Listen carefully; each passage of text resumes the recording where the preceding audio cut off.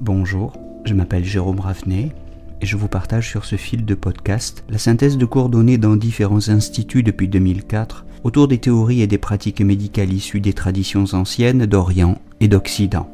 Bienvenue sur Énergie Tradition Santé à tous ceux qui nous écoutent avec discernement.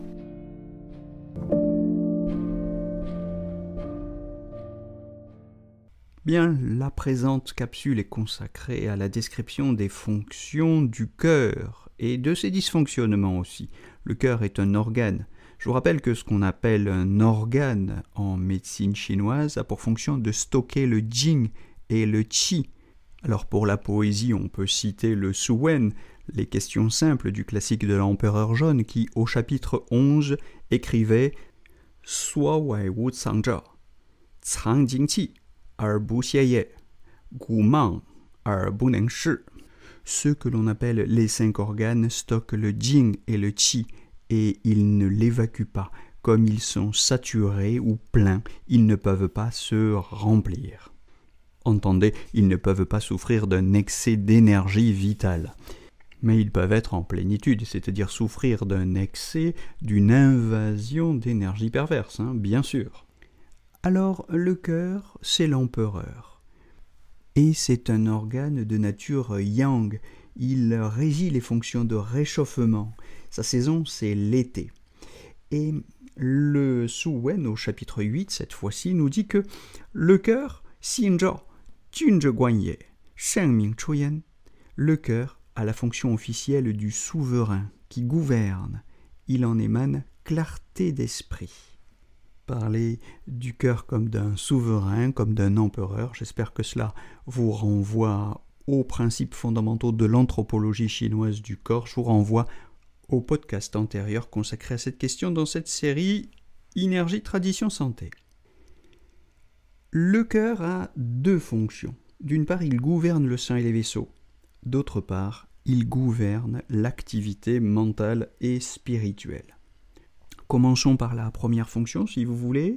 Le cœur gouverne le sang et les vaisseaux. Xin zhu xue mei, gouverner le sang et les vaisseaux. Bien, le cœur, ce n'est une découverte pour personne, c'est le centre de la circulation sanguine. Il constitue avec les vaisseaux un réseau fermé, grâce auquel le sang est propulsé et circule et distribué dans l'intégralité du corps. Il intervient dans la formation et la régénération du sang, précise Éric Marié, citant le Lei Jing, le classique des catégories, dans lequel on peut lire « Xing Shen Xue ». Le cœur engendre le sang. C'est l'une des sources du sang avec la rate et le rein, et pour ce qui est de la compréhension complète du métabolisme du sang, il faudrait aussi y inclure le poumon, mais nous reviendrons sur cette question dans une capsule qui lui sera consacré. Donc le cœur est une source du sang, il le forme, il le régénère et il le fait circuler. Ces 2 aspects complémentaires sont très importants, primordiaux et permettent une pulsation régulière et une circulation harmonieuse qui se manifeste dans l'éclat du chêne, dans le teint du visage. Donc, quand cela dysfonctionne, le teint est pâle parce que le sang est insuffisant, ou bien le teint est violacé et terne parce que la circulation est mauvaise. Sur ces aspects violacés du chêne sur le visage, on regardera aussi le chêne de la langue avec ses inflexions du côté du bleuâtre ou du rougeâtre, qui sont toujours des signes de stagnation du sang. On regardera aussi les veines sublinguales, qui sont elles aussi plus sombres ou ternes, quand le sang stagne. La deuxième fonction du cœur concerne sa dimension psychologique ou spirituelle. Le cœur est le logis du shen, le logis de l'esprit. Xing zhu shen zhi, comme on dit en chinois, le cœur gouverne l'activité mentale et spirituelle.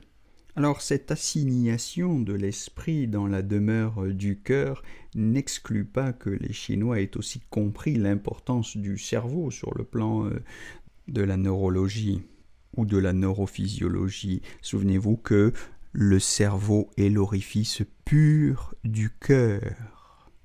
Donc on ne se disputera pas ici, on ne reviendra pas sur la dispute des céphalocentristes contre les cardiocentristes. Le cœur reste très important car c'est le sang du cœur qui irrigue le cerveau. Il est indispensable à l'activité mentale et c'est ce chêne qui organise, c'est la conscience organisatrice qui harmonise les esprits viscéraux, les Run, les Po, le Yi, le Zhi. Il est en quelque sorte leur chef d'orchestre. Et c'est pourquoi il est comparé par le Suwen, par les questions simples, à un empereur, à un souverain. Donc quand cette fonction n'est plus assurée, le psychisme est altéré. Il y a de la confusion mentale et toutes sortes de perturbations psychiques. Il y a une désorganisation aussi de l'activité viscérale, avec des troubles digestifs, endocriniens, sexuels. À partir du moment où le cœur, l'empereur, est affecté, tout désordre peut s'en suivre. Comme pour tous les autres organes, consacrons un moment à évoquer les correspondances principales du cœur. D'abord, avec les émotions, le cœur est lié à la joie, au contentement, à la satisfaction. Et quand cela dysfonctionne, de ce point de vue-là, il y a de l'euphorie, des rires continuels, qui sont un signe de plénitude, ou au contraire une tristesse, un abattement, qui est plutôt un signe de vide. Donc, concernant la tristesse, faites attention de ne pas vous précipiter forcément sur le poumon. Au niveau des correspondances avec les liquides, c'est la sueur, ce sont les transpirations. Et quand elles sont rares, c'est un signe de vide de sang. Quand elles sont spontanées ou suscitées par la moindre émotion, c'est un signe de vide de chi. Quand elles sont plutôt nocturnes, c'est le signe d'un vide de yin, et quand elles sont profuses et froides, c'est évidemment un signe de vide de yang. Comme on l'a dit, au niveau des tissus, le cœur a une relation avec les vaisseaux, c'est-à-dire avec le système cardiovasculaire, avec les vaisseaux sanguins, et en cas de dysfonctionnement, évidemment, on observe toutes sortes de troubles de la circulation sanguine. Dans les manifestations cliniques visibles, il a un rapport, le cœur, avec le teint du visage. Et comme on l'a dit, quand cela dysfonctionne, eh bien, le teint est pâle ou terne en cas de vide, rouge en cas de plénitude, chaleur, ou pourpre violacé en cas de stagnation de sang. Parmi les ouvertures somatiques, c'est à la langue qu'il faut penser. La langue est le bourgeon du cœur, selon la belle formule que vous retiendrez. Et en cas de dysfonctionnement du cœur, eh bien la langue peut être pâle ou mauve en cas de vide, ou bien pourpre violacée en cas de stagnation. L'élocution peut être difficile, car la langue, c'est aussi un organe de la phonation. On peut avoir de l'aphasie, c'est-à-dire que cela concerne toute la gorge. La langue devenir raide dans les cas de troubles neuropsychiques particulièrement graves dus à la perturbation du chêne. Voilà.